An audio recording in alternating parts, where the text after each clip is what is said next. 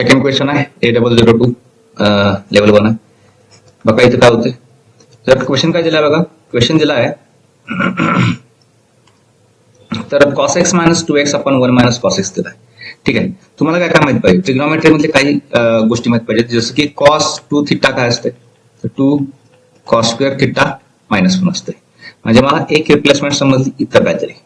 ठीक आहे. बघा मी काय करतो.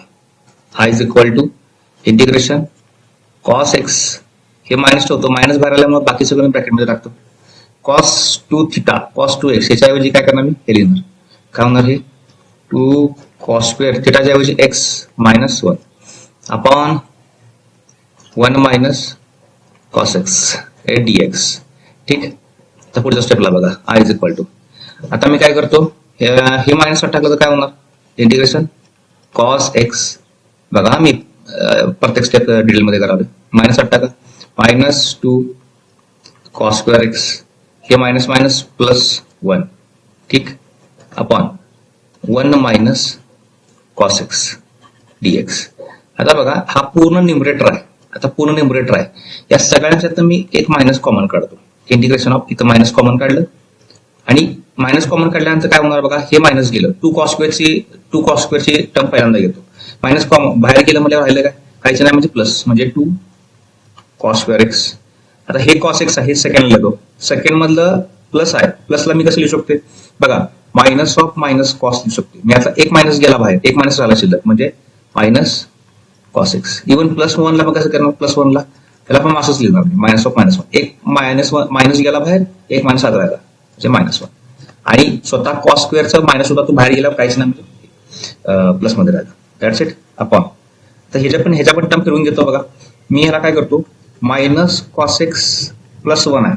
ठीक आहे. याच्याऐवजी मी काय करतो, मायनस cos x प्लसच्या ऐवजी मी असं लिहितो मायनस ऑफ मायनस 1 आणि ह्या दोघांच्या मधनं मायनस कॉमन काढतो. म्हणजे काय होणार बघा, cos x यातलं एक मायनस केलं, एक राहिलं. ठीक आहे. म्हणजे असं होणार ते समजते. म्हणजे ही टर्म कशी होणार, खालची टर्म cos x मायनस 1 आणि हे मायनस. बघा की मायनस टाकल्यावर cos x येते, मायनस cos x येते, मायनस मायनस प्लस 1 येते, प्लस 1 आहे. अरेंजमेंट बदलली. ठीक. आता ह्याच्या पुढे आणि काय होते बघा, ह्याच्या पुढं थोडंसं लक्ष द्या.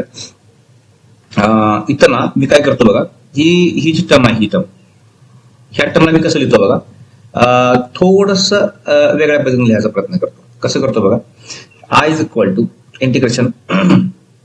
आता हे मायनसला मायनस गेलं, हा मायनस वन गेलं ते ऍक्च्युअली. बघा इथं काय करतो, 2 cos स्क्वेअर x हा आणि अपॉनला काय आहे, अपॉनला आहे cos x मायनस 1. ठीक आहे. आणि इथं काहीतरी मायनस 1 आहे.